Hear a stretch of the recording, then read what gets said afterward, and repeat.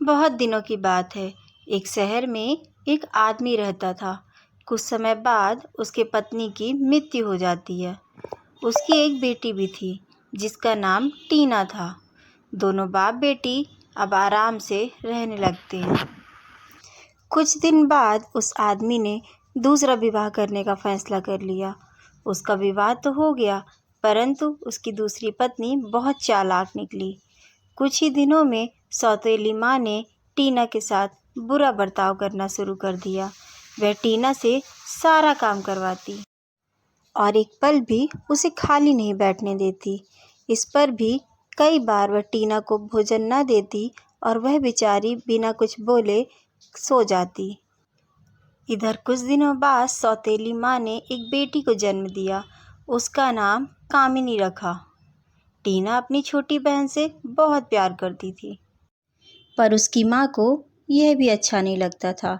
जब वह टीना को अपनी बेटी के साथ बैठा देखती, तभी गुस्से में आकर कहने लगती, जाओ यहाँ से, सुबह से यहीं बैठी हो, जाओ जाकर काम करो। कुछ दिनों बाद टीना के पिता की भी मृत्यु हो गई। अब तो उसकी माँ और बुरा व्यवहार करने लगी। टीना को इतने बड़े घर में रसोई घर के साथ वाला एक गंदा सा स्टोर रूम मिला था। वह वहीं उठती बैठती और वहीं सोती।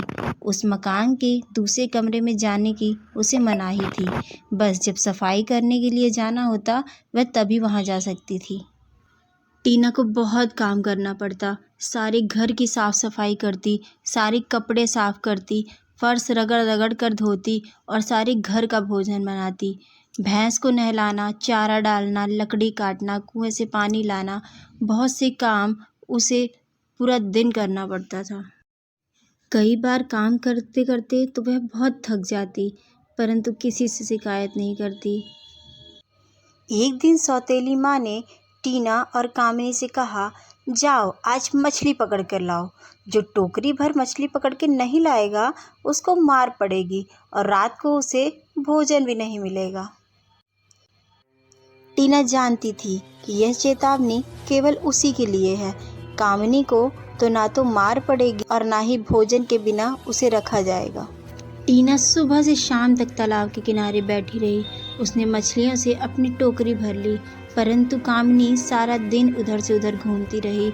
उसने सारा समय नाच गाने और फूल तोड़ने में खो दिया। सूरज डूबने लगा था। कामिनी ने अभी तक मछली पकड़ना शुरू भी नहीं किया था। कामिनी ने जो ही अपनी बहन टीना की टोकरी में मछलियां भरी हुई देखी तो उसे एक तरकीब सूझी। वह कहने लगी, देखो बहन, तुम्हारा चेहरा धूल से भर गया है, तुम इस निर्मल जल से स्नान क्यों नहीं कर लेती? माँ तुम्हारा इतना गंदा चेहरा देखेगी तो क्या कहेगी? टीना को यह सलाह अच्छी लगी। वह उधर स्नान करने के लिए तालाब में घुसी और इधर कामिनी ने उसकी मछलियां अपनी टोकरी में डाल ली और टोकरी उठाकर मछली के साथ घर भाग गई।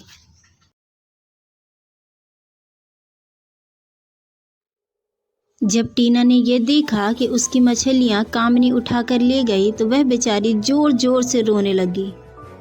थोड़ी ही देर में उस तालाब से एक जल परी निकली और उसने टीना से कहा, क्या बात है बेटी, इतनी जोर जोर से क्यों रो रही हो?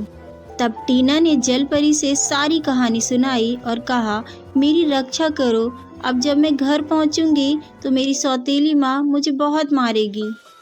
जल परी ने उसे हौसला दिया और कहा, चिंता मत करो बेटी, अब तुम्हारे कष्ट दूर होने के दिन आने वाले हैं। तुम्हारी टोकरी में मैंने एक सुनहरी आंखों वाली मछली रख दी है। इस मछली को अपने घर के पास वाले कुएं में डाल देना, फिर बस जो तुम चाहोगी वही होगा।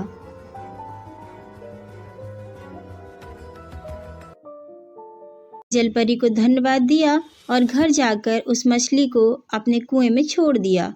उस रात उसकी सौतेली माँ ने उससे कुछ भी नहीं कहा। टीना जब भी उस कुएं में पानी भरने जाती तो वह मछली उसे दिखाई देती और उससे बातें भी करती, परंतु जब कोई और जाता तो वह मछली पानी में छिप जाती। सौतेली माँ को टीना पे थोड़ा शक होने लगा कि इस कुएं में जरूर कोई बात है जिसमें टीना एकांत में बातें करती है। इसी कारण एक दिन उसने टीना को किसी काम से दूर भेज दिया और अब जब टीना घर पर नहीं थी तो उसकी माँ ने कुएं से उस मछली को निकाल लिया और टीना के लौटने से पहले उसकी माँ ने उस मछली को पकाकर खा भी लिया। जब घर लौटी तो सबसे पहले कुएं के पास गई। वहां पहुंचकर वह मछली को बुलाने लगी पर मछली ने कोई जवाब नहीं दिया। वहां मछली होती तो कोई जवाब भी आता।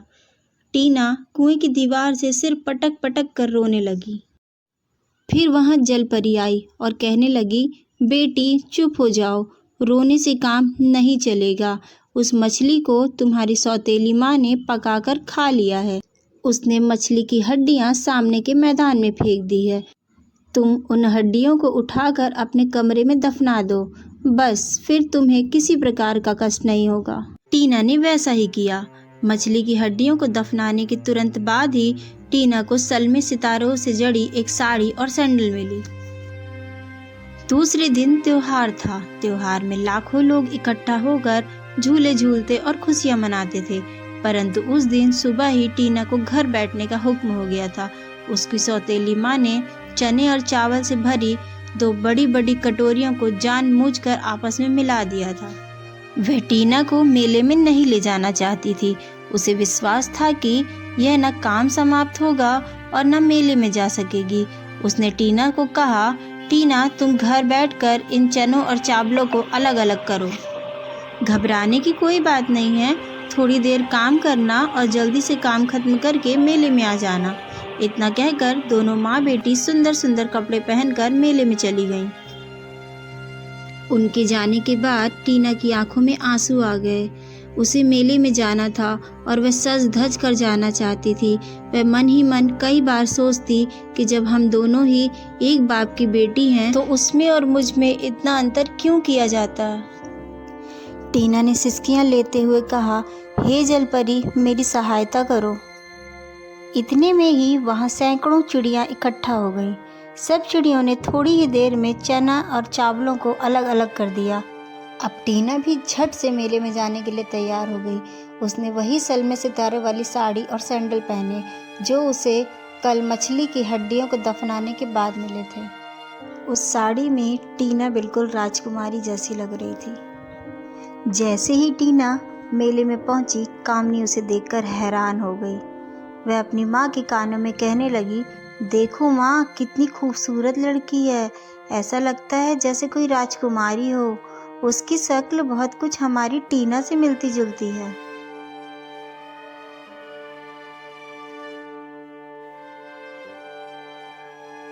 जब टीना ने देखा कि उसकी सौतेली माँ और कामनी उसको आंखें फाड़ फाड़ कर देख रही है तो वह वहाँ से भागने लगी। जल्दी में उसका एक सैंडल वहीं गिर गया। उस सैंडल को वहाँ घूमते हुए सिपाहियों ने उठा लिया और जाकर अपने राजा को दे दिया। राजा ने उस सैंडल को बड़े ध्यान से देखा। सैंडल बहुत खूबसूरत था। राजा ने उससे पहले कभी उतना सुंदर सैंडल नहीं देखा था। राजा ने उसी वक्त घोषणा की कि जिस लड़की ने ऐसा सैंडल पहना हो उसे पकड़कर राज दरबार में लाया जाए। सिपाहियाँ अपने घोड़े पर चढ़कर मेले में पहुँचे और टीना को पकड़कर राजा के पास ले गए। राजा ने जैसे ही टीना को देखा उसी क्षण उसने टीना को अपनी महारानी बनाने का निश्चय कर लिया। दोनों का विवाह हो गया और टीना आराम से राजमहल में रहने लगी। अब उसे किसी बात की कोई चिंता नहीं थी, परंतु उसकी सौतेली माँ और कामनी इस घटना से बहुत दुखी हुई। वो दोनों टीना को मार देना चाहती थी। कुछ ही दिनों बाद टीना के पिता के मृत्यु का दिन मनाया गया। टीना को अपने आना पड़ा। टीना को अपने घर में पाकर पहले तो उसकी सौतेली माँ बनावटी हंसी हंसती रही और कहती रही, मेरी बेटी बहुत अच्छी जगह पहुँच गई है, भगवान तुम दोनों की लंबी उम्र करे। फिर थोड़ी देर बाद चेहरे पर गंभीर भाव लाकर कहने लगी, आज के दिन मैं भिखारियों को नारियल देना चाहती हूँ। कितना अच्छा होगा कि तुम खुद अपने हाथों से भिखारियों को नारियल दो। टीना बहुत खुश हो गई। खुश होकर वह नारियल के पेड़ में चढ़ गई। जैसे ही टीना ऊपर चढ़कर नारियल तोड़ने लगी, सौतेली माँ ने नीचे से वृक्ष काट दिया। सौतेली माँ अंदर ही अंदर बहुत खुश थी, पर बाहर आंखों से बनावटी आंसू भी गिर रहे थे। वह रोती रोती राजा के पास पहुंची। वहां जाकर वह जोर जोर से चिल्लाने लगी, महाराज, मैं लुट गई, मेरी बेटी नारियल के पेड़ से गिरकर मर गई। हे भगवान, तुमने मुझे क्यों नहीं उठा लिया? राजा को टीना के मरने की खबर सुनकर बहुत दुख हुआ। विनाश काले विपरीत बुद्धि वाली कहावत टीना की सौतेली माँ पर चरितार्थ होती है। टीना उस वृक्ष से गिरकर बेहोश हो गई थी। उसकी मृत्यु नहीं हुई थी। टीना को एक बूढ़ी औरत उठाकर अपने घर ले गई। उस बूढ़ी औरत को कोई संतान नहीं थी। उसने अपनी सारी पूंजी लगाकर टीना का इलाज करवाया। टीना कुछ ही दिनों में ठीक हो गई। दूसरी ओर सौतेली माँ चाहती थी किसी तरह राजा का विवाह उसकी बेटी कामनी के साथ हो जाए। राजा को भी इसमें कोई आपत्ति नहीं थी। उन्होंने कामनी से विवाह कर लिया। एक दिन राजा शिकार करने जंगल गए और वहां रास्ता भूल गए। शाम हो गई थी, इसलिए राजा ने रात वहीं बिताने का निश्चय किया। आसपास कोई मकान नहीं दिख रहा था। राजा को दूर एक दीपक जलता दिखाई दिया। वह उसी ओर चल दिया। वहां पहुंचकर उसने दरवाजा खटखटाया। उस बूढ़ी औरत ने दरवाजा खोल दिया। राजा ने कहा, मैं राजा हूँ। शिकार करते करते रात हो गई और मैं रास्ता भूल गया हूँ। यदि तुम आज रात यहाँ ठहरने दो तो तुम्हारी बड़ी मेहरबानी होगी। मैं सुबह होते ही यहाँ से चला जाऊंगा। उस औरत ने राजा को अंदर बिठा दिया। यह वही घर था जहाँ टीना रहती थी। उस औरत ने राजा को भोजन खिलाया। भोजन बड़ा स्वादिष्ट था। उसमें केवल वही पदार्थ बनाए गए थे जो राजा को बहुत अच्छे लगते थे। राजा ने उस औरत से पूछा, माता जी, यह भोजन किसने बनाया है? मेरी बेटी ने, उस स्त्री ने जवाब दिया। राजा ने कहा, कहाँ है तुम्हारी बेटी? बूढ़ी स्त्री ने टीना को राजा के सामने खड़ा कर दिया। राजा टीना को अपने सामने देखकर बहुत खुश हुए। टीना ने राजा को सारी बात सुनाई। राजा ने कामनी और उसकी माँ को जेल खाने में डाल दिया। अब उसकी सौतेली माँ को यह मालूम हो गया था कि भगवान के घर में देर हो सकती है, अंधेर नहीं।